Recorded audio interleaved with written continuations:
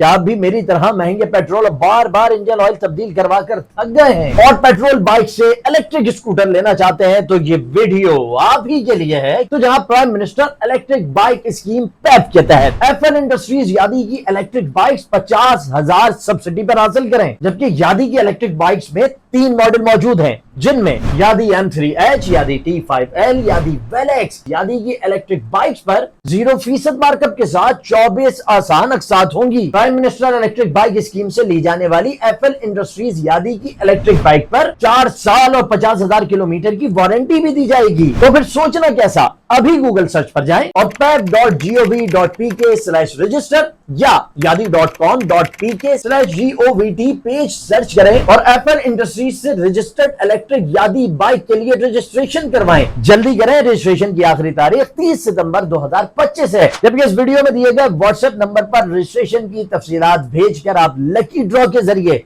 उम्रे की सआदत भी हासिल कर सकते हैं।